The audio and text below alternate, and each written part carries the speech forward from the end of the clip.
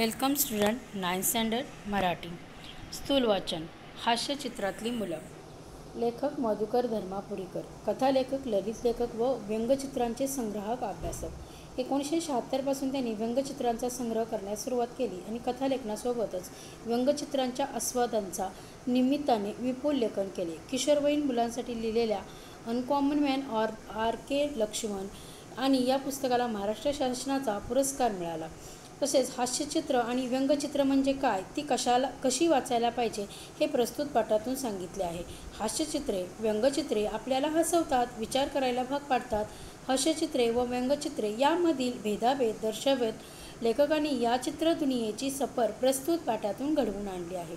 प्रस्तुत लेख वयम 2016 च्या दिवाळी अंकातून घेतला आहे. आपण दररोज कार्टून पाहतो, ती आपल्या इतक्या सवयीची झालेली असतात की कार्टूनच्या ऐवजी त्याला कोणी व्यंगचित्र किंवा हास्यचित्र म्हटलं की आपण थबकतो. आणि शिवाय आपण सहसा जी पाहत असतो ती असतात स्ट्रिप कार्टून्स म्हणजे चित्रमालिका. चिंटू हे त्याचे सर्वात महत्त्वाचे असे उदाहरणार्थ अशा चित्रांच्या पहिल्या भागात कुणीतरी कुणाला तरी सांगत असतं, बोलत असतं. मग त्याच्या दुसऱ्या तिसऱ्या भागात त्या सांगण्या बोलण्यातून उघडणारी गंमत दिसते. कधी आपल्याला एकाच भागाचं कार्टून पाहायला मिळतं, हे पाहून खुदखन हसू येतं आपल्याला. असं चित्र हे हास्यचित्र असतं. पण हास्यचित्र म्हणजे काय असं विचारलं तर आपल्याला काय सांगता येईल?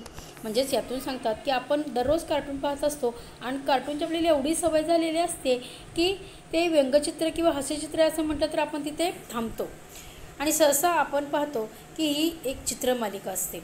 उदाहरणार्थ चिंटू या पहिल्या भागात कुणीतरी कोणाला काहीतरी सांगत असतं किंवा बोलत असतं आणि दुसऱ्या तिसऱ्या भागात त्या सांगण्यातून किंवा बोलण्यातून मग गंमत येत असते.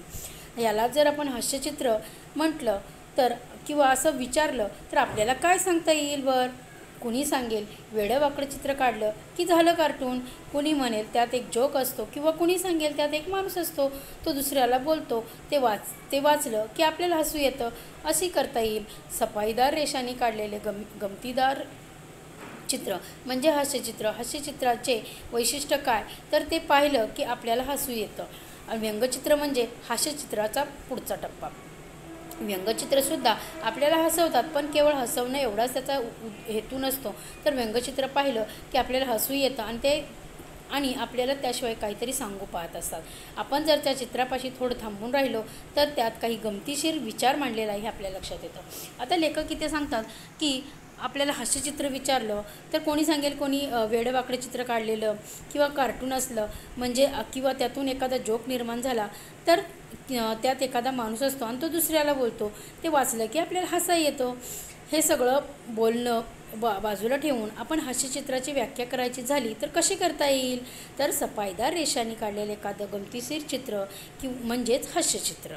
सफाईदार रेषांनी काढलेलं गमतीशीर चित्र म्हणजे हास्यचित्र. आता हास्यचित्राची वैशिष्ट्य काय तर हास्यचित्रामुळं आपल्याला हसू येतं. आणि व्यंगचित्र म्हणजे तर हास्यचित्राचा पुढचा टप्पा असतो, म्हणजे हास्यचित्राच्या पुढचं व्यंगचित्र असतं. व्यंगचित्र आपल्याला हसवतं, पण केवळ हसवणं एवढाच उद्देश नसतो. तर व्यंगचित्र पाहिलं की आपल्याला त्याशिवाय आणखीन काहीतरी विचार आपल्या मनात येत असतो. आपण जर त्या चित्राशी थोडंसं थांबून विचार करू लागलो तर त्या गमतींमध्ये सुद्धा काहीतरी विचार मांडला हे आपल्या लक्षात येतं. मुलांची हास्यचित्र काढणं ही सर्वात अवघड गोष्ट आहे. मुलांची म्हणजे केवळ मुलांसाठीच नाही तर हास्यचित्रात जी मुलं असतात ती मुलं काढणं फार अवघड असतं.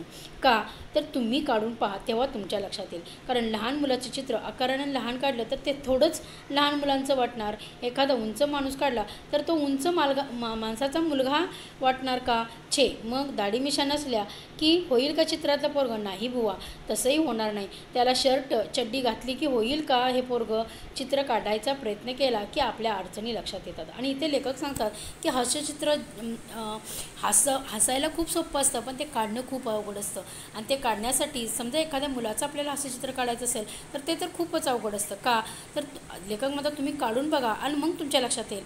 लहान मुलाचं चित्र काढणं म्हणजे आकारानं लहान काढणं म्हणजे लहान मुलं होतं असं नाही. किंवा एखादा उंच माणूस काढला तर त्यात तर तो त्याचा उंच मुलगा वाटते असं पण नाही. दाढी मिशा नसल्या की चित्रातलं पोरगं होतं का, तर असंही नाही. किंवा त्याला शर्ट आणि चड्डी घातली की ते पोरगं होतं का. आपण चित्र काढायचा प्रयत्न केला की ह्या अडचणी आपल्या लक्षात येतात. मोठ्या माणसाकडे आणि मुलांकडे आपण बारकाईने पाहिलेलंच नाही आणि हेही आपल्या स्पष्टपणे लक्षात येईल. इथेच आपल्याला व्यंगचित्रकाराचं कौशल्य लक्षात येतं. आणि मग आपण जेव्हा बारकाईने पाहतो तेव्हा मग त्या व्यंगचित्रकार जे असतात त्यांचं कौशल्य लक्षात येतं.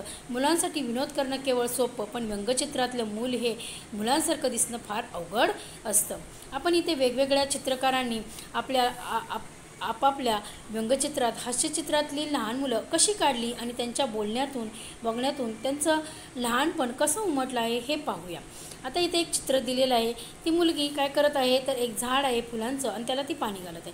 असं म्हटलं की आपल्याला आठवण येते ती सी द फडणवीस ज्या ज्येष्ठ चित्रकाराच्या चित्रांची. शाळेतल्या 4वी-5वीच्या गणिताच्या पुस्तकावर बघा तुम्हाला एक चित्र दिसायचं, तर ती पाहताना गणिताचा बाहू कमी करावा हा उद्देश होता. म्हणजे गणित हा विषय मुलांना अवघड वाटतो, गणित विषय म्हटलं की नको, आणि मग त्यांचा तो घाबरटपणा किंवा गणिताबद्दलची भीती कमी व्हावी हा त्यामागचा उद्देश होता. त्यांचं हे हास्यचित्र पहा. जाड रेषांनी म्हणजेच मोठी माणसं काढता येतात असं आपला समज. मात्र या चित्रात फ्रॉक घातलेली मुलगी लहान बाळाला दूध पाजते आणि तिचं चित्र कसं काढलेलं आहे, तर जाड रेषांनी काढलेलं आहे आणि तशी ती लहानग्या रोपट्याला पाणी घालते. तेव्हा किती काळजीने दुधाच्या बाटलीने म्हणजे ती दुधाच्या बाटलीने त्या झाडाला पाणी घालते. आता दुसरे चित्रकार श्याम जोशी हे मराठीतले मागच्या पिढीचे मराठीचे हास्यचित्रकार.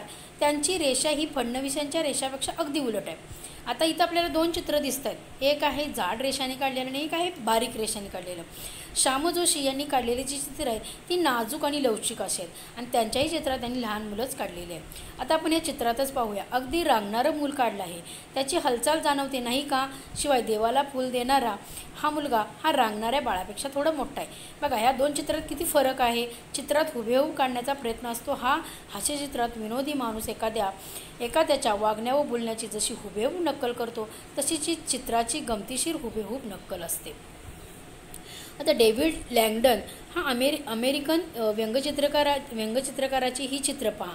या पहिल्या चित्रात चतुर मुलगा पैशाचा गल्ला फोडतो आहे आणि त्याचा हा पराक्रम आपल्याला दिसतो आणि मग त्याच्या चेहऱ्यावरचे ते भाव आपल्याला जाणवतात आणि खरेही वाटतात. तर तसंच दुसरं चित्र भोकाड पसरणाऱ्या मुलाचं आहे. म्हणजे 2 मुलं सेम काढलेले आहेत. एकामध्ये ते काय करत आहेत, तर पैशाचा गल्ला फोडत आहेत, तर दुसऱ्या चित्रामध्ये एक मुलगा रडत आहे. त्याला व्यंगचित्र म्हणता येईल का? का बरं? तर चित्र पाहताना आपल्या लक्ष आधी जातं ते काळ्या रंगाकडे आणि मुलांच्या मोठ्या रडण्याकडे. आपण लक्ष कुठं जातं मग ह्यांनी काढलेल्या, तर काळ्या रंगाकडे. आपल्याला वाटून जातं की लहान मूल उगीचच रडत असतं. तसंच का रडतं, बाकी काही नाही, पण चित्रात लक्षपूर्वक पाहिलं आपल्याला दिसतं की ती सेफ्टी पिन आपण विचार येतो, अरे ही पिन याला टोचत असणार आणि म्हणून त्याने भोकाड पसरले आहे. आणि चित्रात तुम्हाला दिसतंय की त्याच्या पॅन्टला एक सेफ्टी पिन टोचलेली आहे आणि ती काळ्या रंगाने दाखवली आहे आणि त्यानं म्हणून तो रडत आहे. भोकाड पसरणे म्हणजेच रडणे तसे असावे, कारण मुलाच्या रडण्याचं काही कारण असतं. आणि इथे त्याचे हातपाय कसे काढलेले आहेत ते पहा. म्हणजे रडताना कशी मुलं हातपाय पसरतात इतकं बारकाईनं या चित्रकाराने ही चित्र काढलेलं आहे.